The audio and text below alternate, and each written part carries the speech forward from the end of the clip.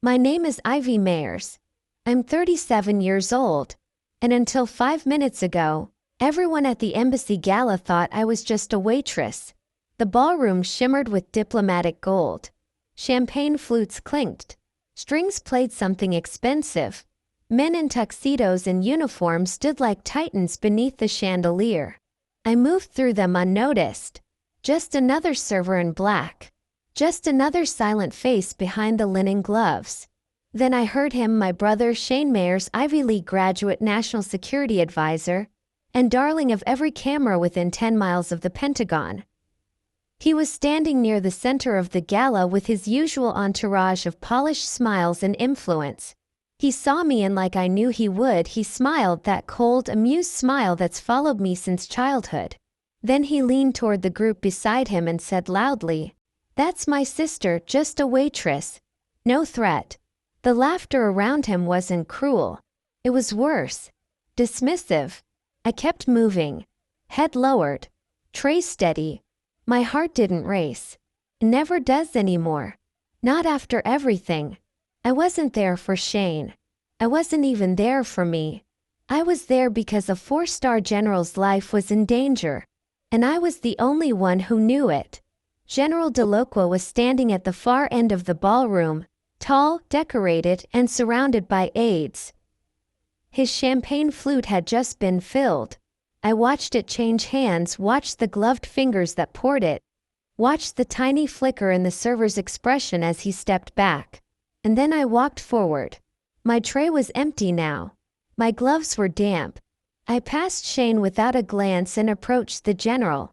He lifted the glass, caught the light just right. I leaned in slightly, just enough for my voice to carry, and whispered in perfect French, "Nibu pa, don't drink that." The room didn't stop, but his eyes did. They locked onto mine. Everything else blurred for a heartbeat. Then came the question, soft, measured in French. "Quest indicate. What's your call sign?" I looked him straight in the eye and answered, "Cipher." He didn't blink. He didn't speak. He simply set the glass down untouched and gave a single nod to the man beside him. Inside my glove, my fingers tightened around the thin tag I wore hidden beneath the dress uniform. A nameplate no one could see, etched with a name no one had spoken aloud in 3 years. Cipher. Took exactly 5 minutes. The ballroom doors burst open like a scene from a war film. Armed military police stormed in. Swift, clinical, unmistakable. Guests froze. Forks midair. Conversations died. Then silence gave way to gasps. They didn't come for me. They didn't touch Delacroix. They walked past Shane and stopped behind his boss, Harold Veit, Director of Strategic Data Systems. "Mr. Veit," one officer said coldly, "you're under arrest for espionage and the unauthorized transfer of classified military intelligence." The sound of handcuffs locking around his wrists echoed louder than the quartet playing in the corner. Shane's face drained of color.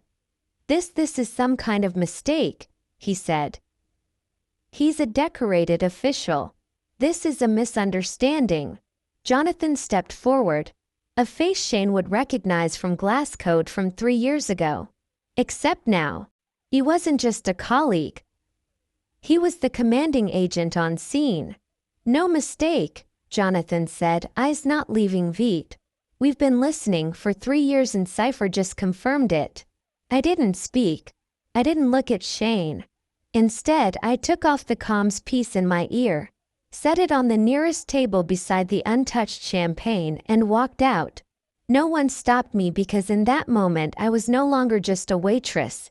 I was the echo of a secret they tried to erase. And they just learned what happens when you dismiss a quiet woman who never stopped listening. 3 years ago, I was part of an elite cyber intelligence unit called Glass Code, a name no one outside the Pentagon was ever meant to hear. We weren't soldiers. We were architects of silence, the kind that didn't wear uniforms, the kind that fought wars through signals, backdoors, and code buried 6 firewalls deep. My title meant little on paper, just another intelligence analyst. But behind that desk I was Cipher, Not just a call sign but a firewall in human form. It started on a rainy Monday, the kind of morning that made secrets feel heavier. I noticed an anomaly in the packet logs, a pattern, an invisible bleed in the system, like someone opening a vein just wide enough to drain a drip of data at a time. At first I assumed it was noise, but the metadata said otherwise: time-stamped, geo-routed, masked behind layers too perfect for any low-level breach. I reported it to our internal security lead. I expected questions, maybe even silence. What I didn't expect was the erasure. Within 48 hours, my system access was restricted. Within 72, I was invited into a polished white room by 3 men in suits I'd never seen. One of them from internal affairs. They told me I had mishandled secure data, that a traceable leak had occurred under my login, that this jeopardized the integrity of an ongoing classified operation. I asked to see the logs, they declined. I asked to file a formal rebuttal. They told me it was unnecessary because this was not an investigation. It was a discharge. Honorable, they said, like it was a kindness. No trial, no defense, just silence. I packed my things in a cardboard box that didn't belong to me. Jonathan, the only one in that room who had once called me a friend, never made eye contact, never said a word. When I reached my car, I found an envelope wedged beneath the windshield. No return address. Inside it, a key, an old one, brass, faded, and a single slip of paper. You'll need this when it's time to remember. I knew the handwriting. It was my father's. I drove 6 hours north to the last place he ever called home. A cabin near Lake Elysian, abandoned for years. It took time to find the lock hidden behind loose floorboards under the stove. Inside a wooden box, heavy, untouched. I didn't open it right away. I just sat with it, let my fingers run along the grooves. I hadn't heard my father's voice in over a decade. He died in uniform, a quiet man, decorated in secret. We never talked much, but he always knew without asking when I was broken. I opened the box on the third night. Inside, a single cassette tape, analog reel, and a note for Ivy: if the world ever forgets who you are. I didn't have a tape player that day, but I knew one thing. This was no accident. This was not sentiment. This was a message he never trusted the world enough to say out loud. In that moment I didn't cry. I didn't scream. I just realized something no tribunal, no government suit, and no brother of mine had ever understood. If they thought they could rewrite my story by deleting the truth, they underestimated the one thing I never forgot how to do: decode silence. And I just begun. Jonathan didn't say goodbye the day I left Glasscode. He stood in the corner of the operations room, arms folded, eyes fixed on the terminal screen like it held the meaning of loyalty. Jonathan and I had been partners for 5 years, decoding patterns no one else could see. He was brilliant with systems, a quiet genius, but in that moment he said nothing. That silence cut deeper than any accusation the suits and internal affairs had thrown at me. I remember looking back once before the elevator doors closed. I waited for him to nod, to offer a hint that he believed me. He didn't. His face was blank, but I caught the smallest shift in his jaw, like he wanted to speak, but swallowed the words instead. For months after, I replayed that image in my mind, wondering if Jonathan had doubted me, or if fear had chained his voice. Maybe both. Then there's Shane, my older brother. If Jonathan's silence was painful, Shane's voice was a weapon. He's the golden child of the mayor's family. A Georgetown graduate with a degree in international relations, a polished resume, and a career that screams success. Shane believes in visible victories, promotions, medals, applause. He's always believed that what I do or did was less than that. To him, my service in Glasscode was just another odd job. He never knew the details. He never cared enough to ask, "Ivy, you should have gone to college like everyone else."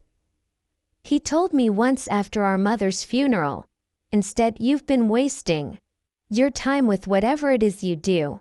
He didn't know I had been Cypher, the shadow behind countless cyber operations that prevented bombs from going off, networks from collapsing, and secrets from being stolen by foreign agents. I saved lives from a screen. But in Shane's eyes, I was still just his little sister without a degree. Shane thrives in places like embassy galas, where the air smells of expensive cologne and whispered power deals. I avoid them like the plague. But standing there that night in Brussels, disguised as a waitress with a champagne tray, I felt a strange calm. Shane's mocking words, "just a waitress," only fueled the fire I had been carrying for years. I keep a single reminder of who I truly am. My cipher tag. It's a small metal nameplate, no bigger than a dog tag, but etched deep with that single word cipher in letters so fine they almost vanish under light. It was given to me by my unit commander the day we dismantled the biggest threat Glasscode had ever faced. "This is not for your neck," he'd said. "This is for your heart. Keep it close." I've carried it in the inner pocket of my jacket ever since. Even when I was dismissed, even when I felt like nothing more than a discarded piece of old tech, I kept that tag near my chest. Some nights, I'd press my thumb over the letters until I could feel the grooves. It reminded me I had once been someone. Jonathan's silence after my departure became a shadow that followed me everywhere. Months after my discharge, I received a single encrypted email from an anonymous account. The message was just 5 words. "Trust no one, not even me." I knew it was from Jonathan. His fingerprint was in the phrasing, the clipped tone, the precise spacing. He was warning me, but also confessing his own fear. Whatever I had uncovered in those data leaks, it wasn't just a glitch. It was something bigger, something he was too afraid to confront. Shane, meanwhile, grew louder in his disdain. Every family gathering turned into a subtle interrogation. "Still serving drinks, or have you found a real job?" He'd laugh like it was a harmless joke, but I knew better. He needed to feel superior because he didn't understand me. Maybe he didn't want to. The gala wasn't the first time Shane underestimated me, but it was the first time he saw my true face. Not the unformed cipher of glass code, but the woman who carried both betrayal and clarity inside her. That night, as I slipped my fingers over the cipher tag beneath my blouse, I made a quiet promise to myself. I wouldn't just survive their silence and judgment. I would rise from it. I would make sure they understood that strength isn't always loud. Sometimes it's the quietest person in the room who changes everything. 3 years. That's how long the box sat untouched, buried beneath the floorboards of my father's cabin, its brass edges dulled by time, its weight quietly growing heavier in my memory. I brought it home the day I left Glasscode, a silent companion to my exile. I didn't open it then. I wasn't ready. But that changed after Brussels. That night after the arrest, after I walked away from a room that had finally seen me, I returned home. And the silence in my apartment felt different. Not oppressive like before, but expectant, like something was waiting. I pulled the box from the back of my closet, dust clinging to its edges like old regrets. My fingers trembled, not from fear, but from the weight of what might finally be revealed. I sat on the floor and opened it. Inside the cassette, still intact, still labeled in my father's handwriting. "For Ivy, if the world forgets you." Beside it, a photo, black and white, faded. My father in uniform, standing beside a man I didn't recognize. Tall, narrow shoulders, wearing a suit instead of fatigues. Both were smiling, but neither looked happy. I retrieved the tape player I had found years earlier at a flea market in New Jersey. A vintage relic bought without purpose at the time. Maybe some part of me always knew this day would come. I slid the tape in, pressed play. There was static at first, soft, crackling, intimate. Then came his voice. "Ivy, if you're hearing this, I'm gone. I never had the chance to tell you everything. Partly because I didn't trust the world to listen. Mostly because I didn't want to see you hurt the way I was. I didn't breathe. I just listened. I know they pushed you out. I know it. Wasn't your fault. The same thing happened to me years ago. They erased me too. Not because I failed, but because I found something I wasn't supposed to see." My throat tightened. Cypher wasn't born to retaliate. She was born to decode. Your job isn't to destroy the people who silenced you. It's to reveal the truths they buried. The tape hissed again like his voice had to fight through time to reach me. In my final months I traced something. A channel encrypted. They were bleeding data to someone buried inside our own walls. I traced it to Vit's division, but I couldn't prove it. My heart stopped. Vit, Shane's boss, the man who'd been let out in handcuffs at the embassy gala. There's a second file. I left it hidden. You'll find the key under the picture in this box. It's not finished. I couldn't finish it, but you can. I lifted the photo. Behind it, taped to the wooden panel, was a micro SD card sealed in foil. I held it up to the light. The label had one word: ashes. You'll know what to do with it, but don't do it alone. Jonathan may have gone silent, but he knows the architecture. You'll need him. There was a long pause, the kind that made me wonder if the tape had ended. Then softly, I always knew you'd be better than me, Ivy. Not louder, better. Click. The tape stopped. The reel spun a moment longer and went quiet. I sat there on the floor for a long time. For years, I thought my father died without knowing who I became, without understanding the damage that was done to me. But he knew. He saw what was coming. And he left a trail. One that led directly back into the shadows I'd been forced out of. I inserted the micro SD card into my secure terminal. The screen blinked to life. A single folder timestamped 15 years ago, encrypted with glass codes. I recognized it instantly. Inside, packet logs, email fragments, chat transcripts. Some were incomplete. Some were corrupted, but enough remained to tell a story. One that began long before I joined Glass Code. One that named names, dates, IP trails, an entire ecosystem of silence, and buried within the logs a single audio file. Played it. It was Vit's voice, unmistakable. She's not a threat. She's just a support asset. Let her take the fall. No one will believe her without a title. That was the day they decided I would be erased. And that was the moment I decided I'd never be silent again. The audio file from the micro SD card wasn't complete. It started clean. Fight's voice crisp and arrogant. Exactly as I remembered him. I listened to it twice, then 3 times. By the 4th replay, I noticed something, a gap. It wasn't a silence, not the kind that comes from someone pausing to think. It was a compression artifact, a manipulated pause. Too perfect, too clean. Exactly 2.4 seconds of static, like a surgical cut in a conversation that should have flowed naturally. Someone had edited the recording. I sat back in my chair staring at the waveform. My father hadn't done this. He wouldn't have sent me a mutilated file. That meant someone else, either during the transfer or after his death. And whoever it was, they didn't want me to hear what came next. That kind of edit requires precision, access, motive, and an arrogance that assumes the erased won't come looking. I wasn't angry. I wasn't even surprised. But I was determined. There's a man off-grid, untraceable, who owed me a life.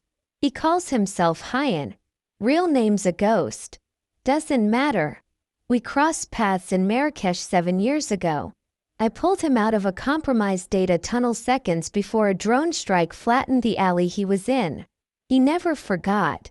People like him don't.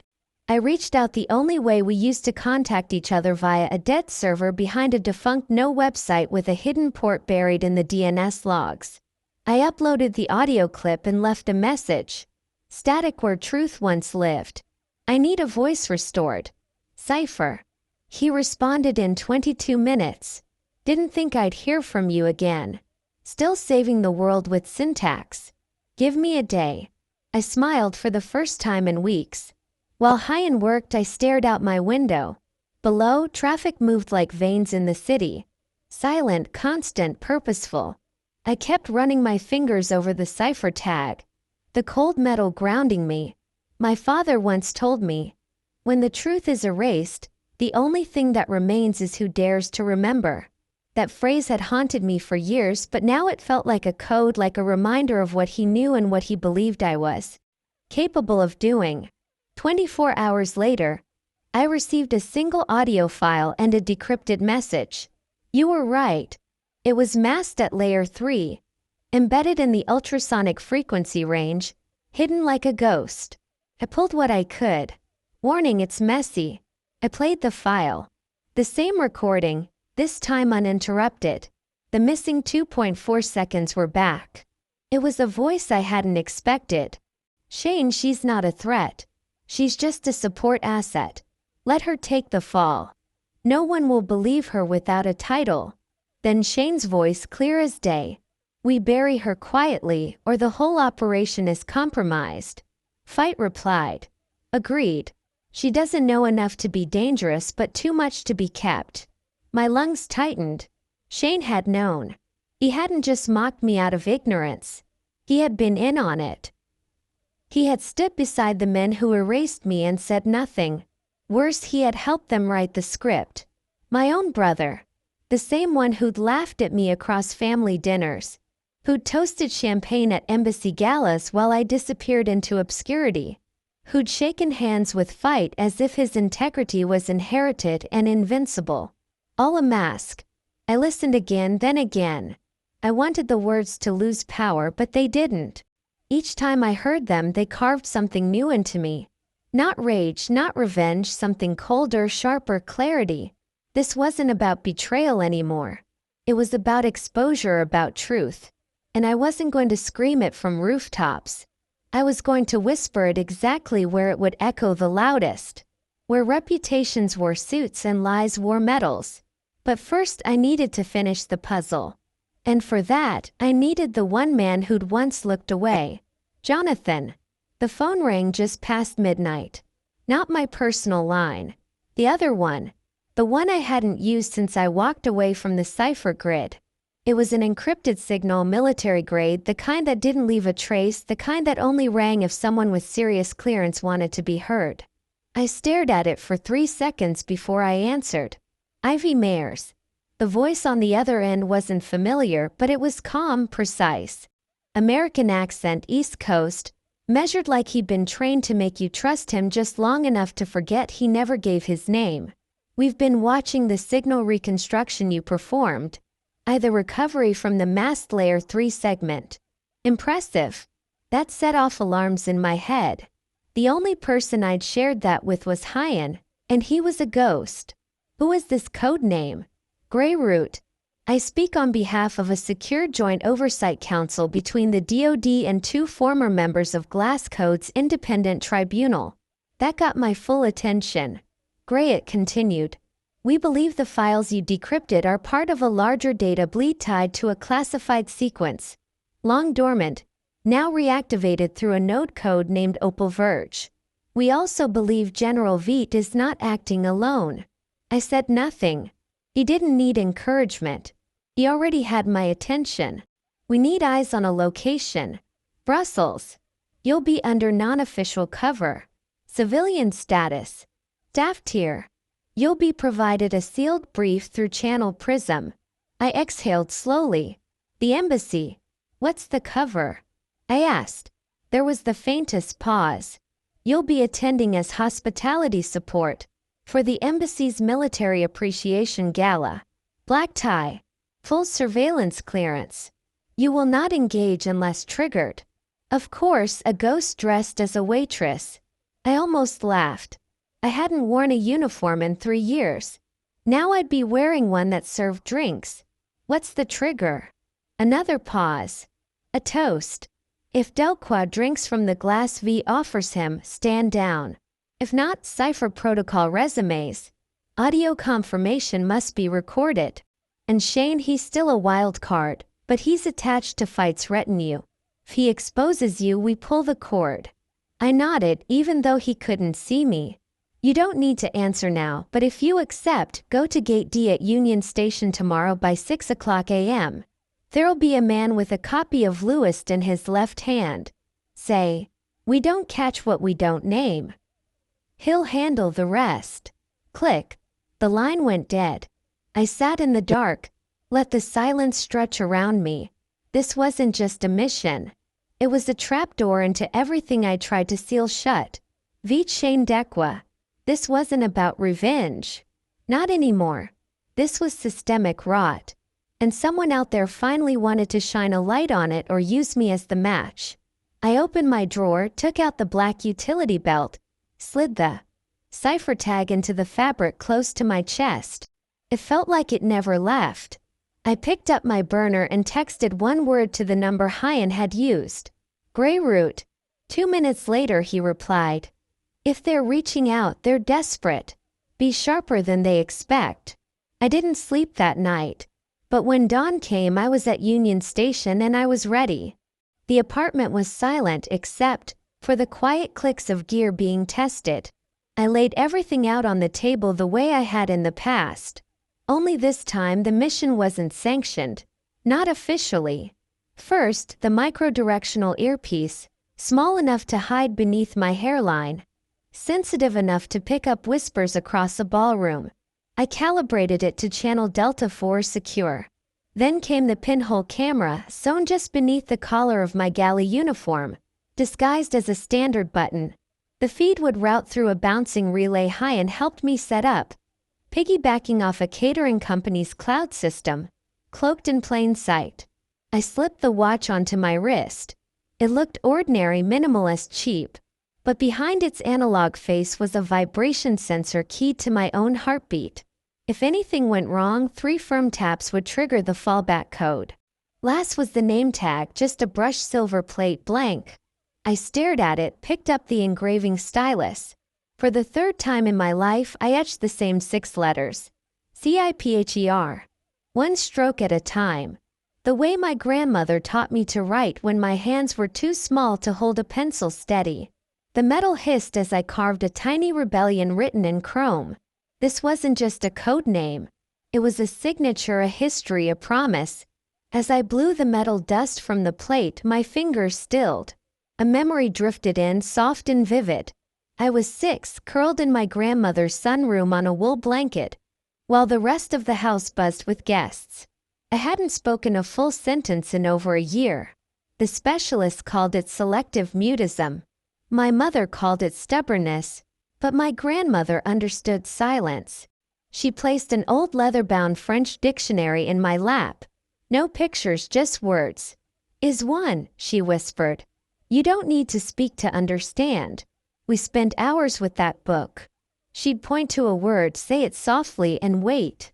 When I finally mimicked her just once, she didn't cheer or cry.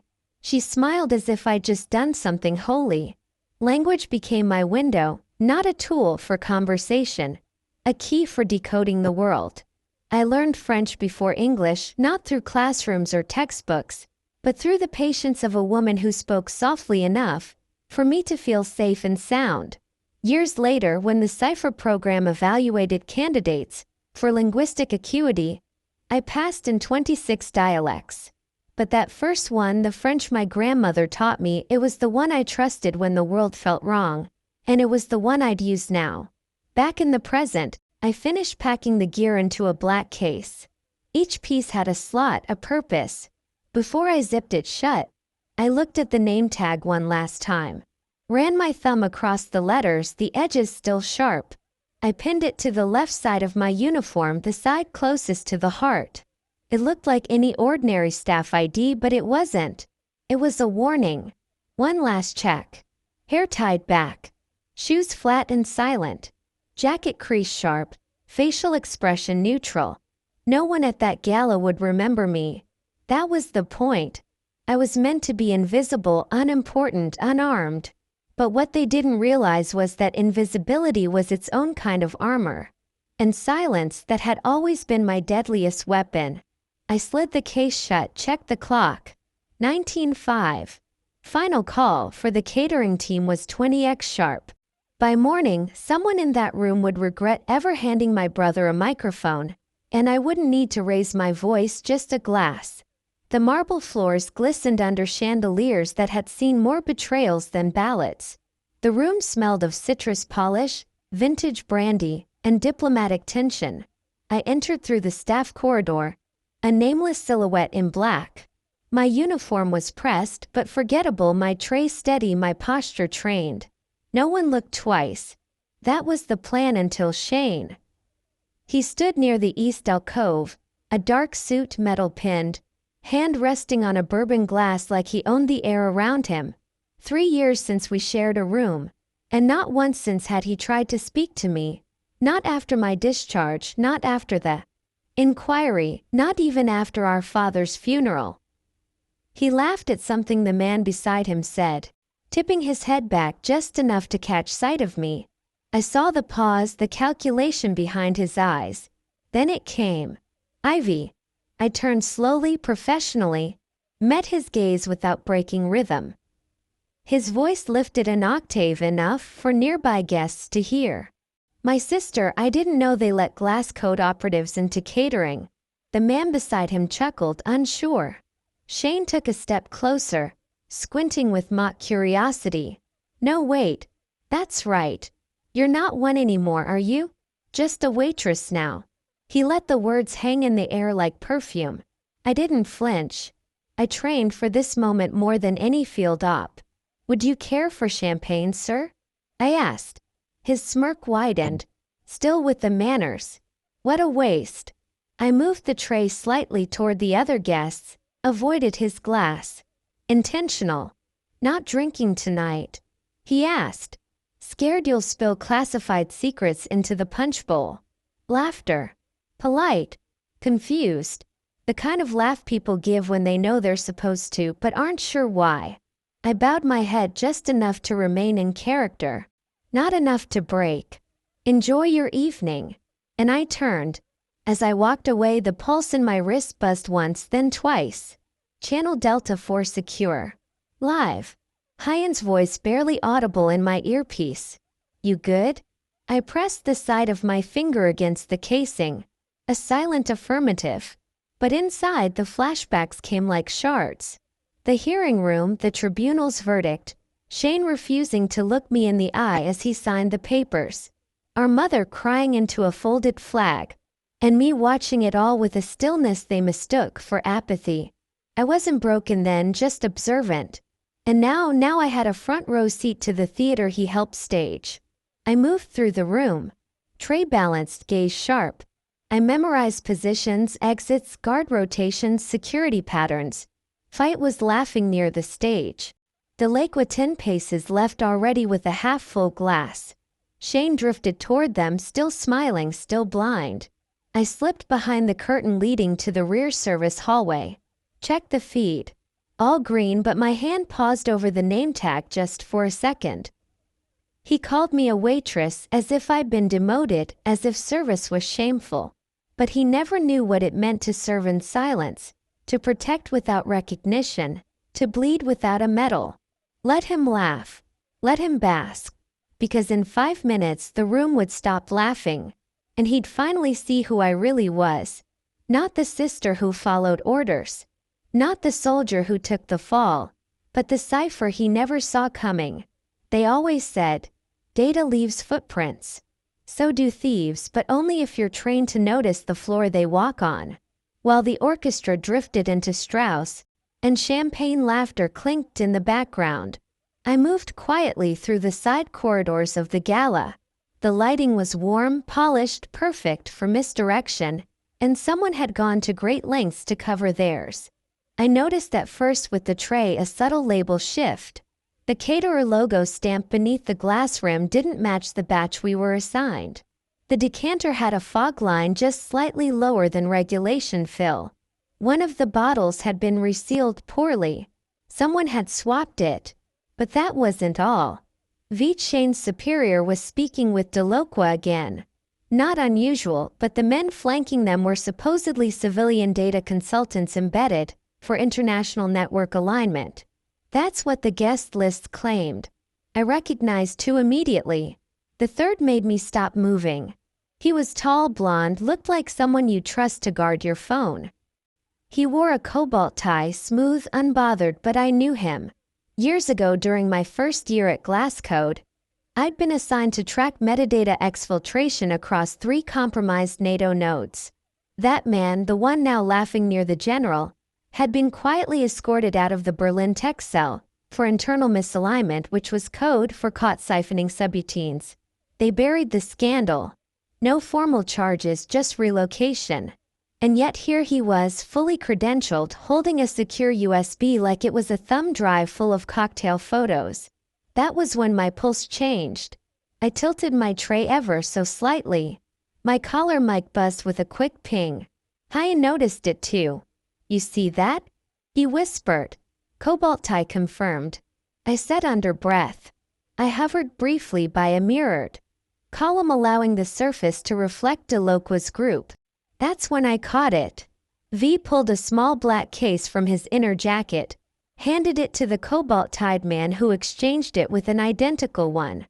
I blinked twice. It was a classic swap. Old-school physical data handoff designed to trick basic surveillance. 2 drives, exact casing, one filled with garbage logs, the other holding raw decrypted cipher key sets. My stomach clenched.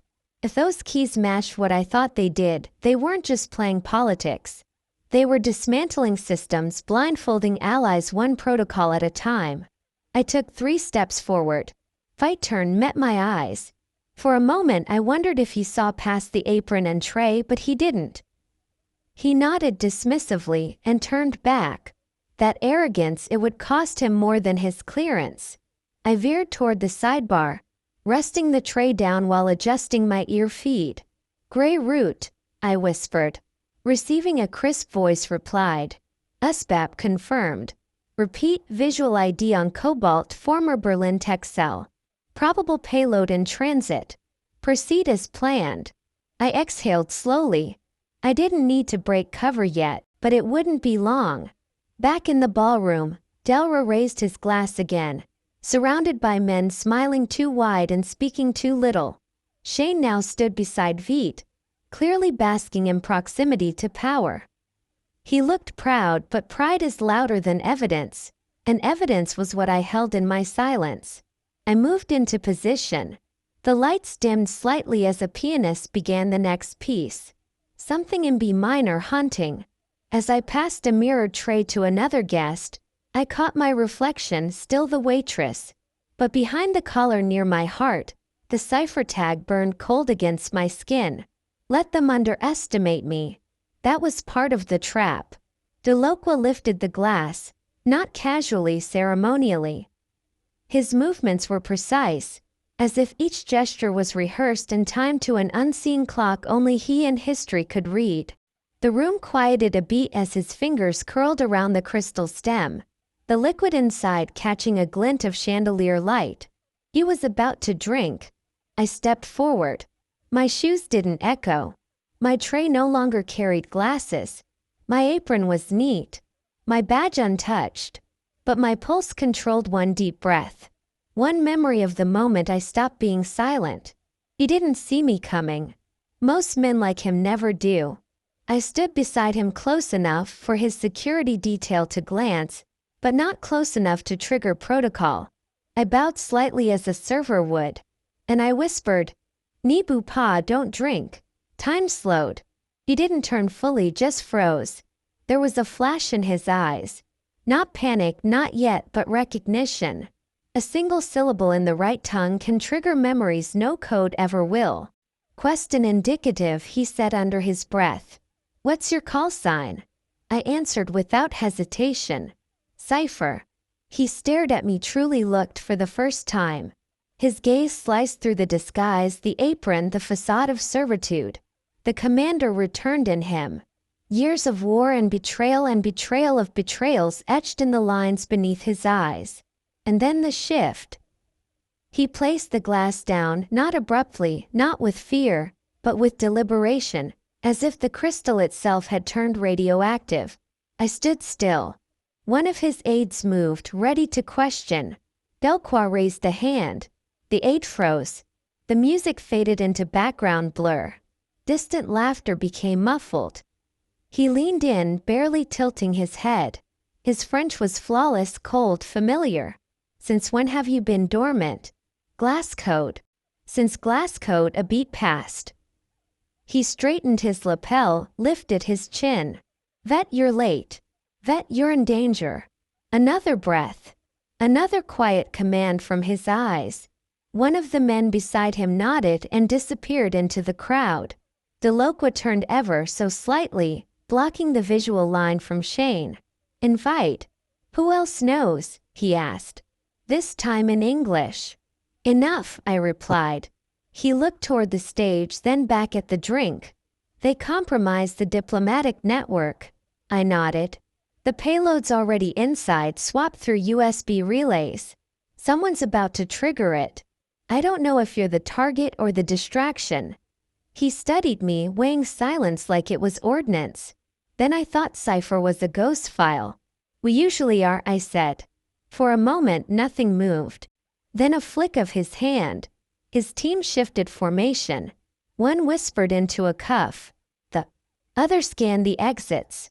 I knew what that meant. The gala was about to become a trap. Just not for me. Will they recognize you? He asked. Not until it's too late. He nodded once, almost respectfully. You were always better than they gave you credit for. That stopped me for a second. Not because of the compliment, but because of who hadn't said it, who never would. Shane was still laughing near the West Bar, holding court like a man who believed no secrets could ever outrun his smile. But the truth was already circling, and the glass he hadn't seen raised would never be drunk. I turned to leave. Delocqua's voice followed like a shadow. Cypher. Yes, sir. Don't disappear again. I paused. Only if they stopped pretending I never existed. And I walked back into the crowd, invisible, observed, ready. The moment the final syllable left Delocqua's lips, I felt it. The air shift like pressure dropping before a thunderstorm. It started with a single crackle in my ear. A calm line I hadn't activated. Then heavy boots, steel-toed, marching with purpose. The ballroom doors slammed open, gasps followed. Military police full gear, emblems gleaming. Each step rang louder than the music. Now cut mid-beat. Every guest froze. Conversations collapsed mid-sentence. Wine glasses tilted. Stopped. At the center of the phalanx, Jonathan. I hadn't seen him since the day I walked out of Glass Code with nothing but a cardboard box and bruised trust. He was older now, leaner, sharper, but the eyes, those were the same, still burning under silence. He scanned the room like he'd memorized every angle. Then he saw me. One beat, two, no words. He simply brought two fingers to his earpiece and said clearly, "Confirm." Cypher authenticated. That one sentence detonated the quiet. The MP split into formation and made a beeline straight for Veet. Shane blinked, confused, still unaware the hunter was already in the cage. "What the hell is this?" he shouted. Veet, halfway through a joke, didn't even finish the punchline before two officers grabbed his arms. "You're under arrest for espionage, unauthorized extraction of classified data, and breach of international protocol." Gasps again. Phones came out. Flashlights flickered. "There is a mistake." Veet stammered. "I have clearance." "Not anymore," Jonathan replied. "You were flagged 3 hours ago." "By who?" Jonathan didn't even blink. Cypher Fight looked at me. Really looked for the first time. Then realization cracked across his face like glass under pressure. "No, she's just Shane cut and livid.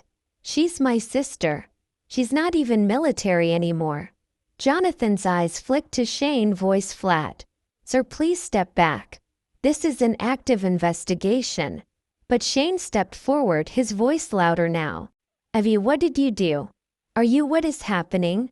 The whole room watched now. I didn't move. I didn't need to. Veet was being cuffed. Read his rights. A diplomatic Atesh stood slack-jawed, unable to form a sentence. Jonathan looked at me once more, gave the smallest nod, not of command but of recognition, then turned away, directing the extraction. Shane turned to me again, his face pale, trembling with something between fury and disbelief. "Evie, what is this?" I met his eyes. All those years of being dismissed, mocked, erased, labeled just a waitress or just emotional or just a woman. Now I said nothing, just met his stare and gave him a single deliberate nod. No gloating, no smirk, just truth. He stumbled backward slightly. Cipher, he whispered, like tasting a word he'd never learned to spell. But by then the moment had moved past him. The real game was already over. The extraction team disappeared into the hallway with Veet. The guest began whispering again. The music resumed half-heartedly as though unsure it should. I walked toward the table where my earpiece had been, placed it down, turned, and left the ballroom, not in retreat but in return. The embassy gala had ended hours ago, but I was still sitting alone in the dim back room of the consulate. The last glass had been cleared. The chandeliers above faded to a soft hum. I had taken off the uniform. I wasn't a waitress anymore. I never really was. A soft knock on the door. Ivy, a voice said. I knew that voice. I hadn't heard it in years, but it hadn't changed. Jonathan. He stepped inside, no longer the fresh-faced analyst I remembered. His uniform bore the stripes of command now. He looked older, wearier, but the way he avoided. My eyes said something deeper. I owe you something, he said, holding out a flash drive. I took it, not yet trusting it was what I thought. It's the full audio, he said. The original recording, uncut, unaltered, the one you never got to hear. My hands tightened around the plastic. You had this? I had access to it, but I didn't speak up. Not 3 years ago. He swallowed hard. I was up for promotion. I kept quiet. There it was. Not just betrayal, cowardice dressed in ambition. Why now? I asked flatly. Jonathan looked down. I saw you tonight. Saw who you still are and who I let them erase. You didn't deserve what happened to you. I didn't answer. I plugged in the drive to my secured laptop. The recording loaded. Familiar static filling the room. Followed by my father's voice, his deep, deliberate tone. If you're hearing this, it means they've buried me, he began. I left a trail, Ivy, when I wasn't supposed to. Glass code. Wasn't just an operation. It was a cover. Someone on the inside was trading classified intel for foreign immunity. But I couldn't name names. Not without proof. The tape clicked. There was a pause. Then it resumed. You must find the buyer. The one I feared most is someone Shane trusted. He went by the name Marlin in the files. But you know him. He was at our dinner table for years. Your brother's best friend. My chest tightened. There was only one man Shane had ever called his brother in arms.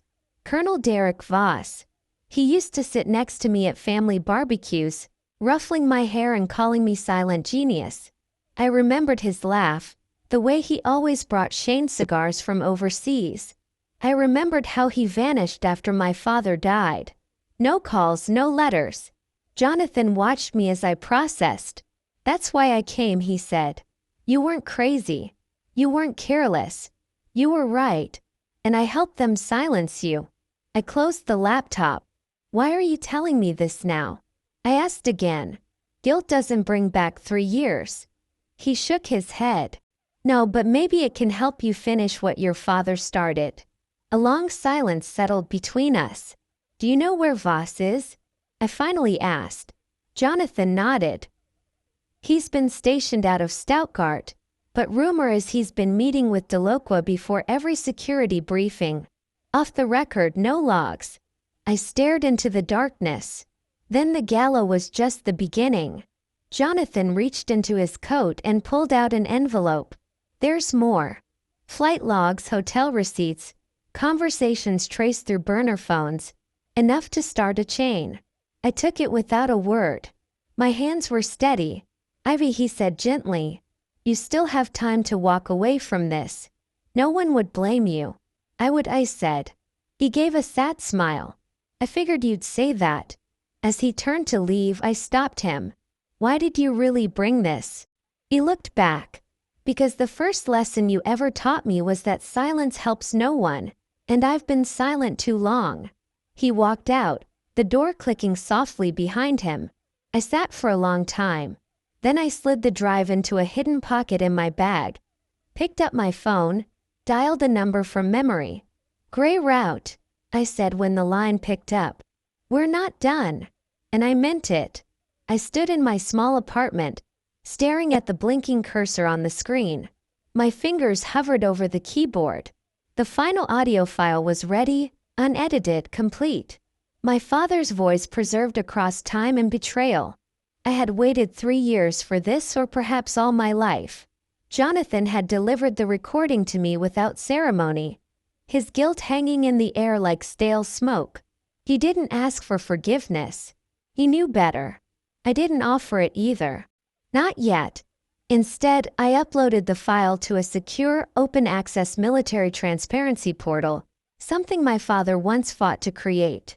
One click and everything he risked his life to say would be heard not just by analysts or brass, but by the very people the system claimed to protect.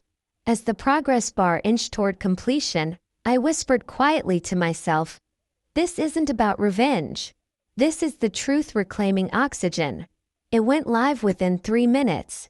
By dawn, the fire had spread. News channels lit up with segments titled "Whistleblower's Final Message," "Cipher Returns," and "Code of Honor." In the Capitol, a special subcommittee was formed. The Senate Intelligence Committee called for an emergency hearing. The brass scrambled. I wasn't invited to the hearing, but that was fine. I wasn't meant to be on the stage. I was the echo. Instead, I watched from a small cafe near the reflecting pool. The screen above the bar switched to live coverage from Capitol Hill. The gavel fell, the hall silenced, and then I heard him. My father's voice, deep, calm, and deliberate. "If you're hearing this, I am no longer alive. That's not tragedy, that's timing. My name is Colonel Raymond Mayers. I served under glass code and blue vial. Cipher was my project, yes, but she was also my daughter. Her name is Ivy. To those who discredited her, who buried what she found, who profited while we looked away, this is my final debrief." The room grew quieter as his voice filled every crevice. He spoke of systemic failures, of untracked data handoffs, of personnel killed to hide file leaks. Leaks traced back to one man, Gregory Sloan. A name I hadn't heard in years, but I knew it well. Sloan was Shane's closest friend in college. They enlisted together, rose together, and from the voice logs my father included, it was clear. Shane may not have orchestrated it, but he knew. My hand trembled around the porcelain cup. I didn't cry.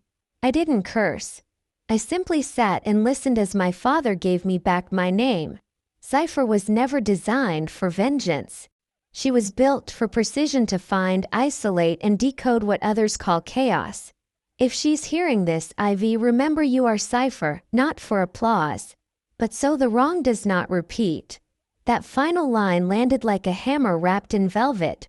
I closed my eyes and memorized its weight. The camera inside the Capitol shifted. There it was, my small contribution. The only physical object I had mailed in that morning. A silver tag, scuffed and old but clean.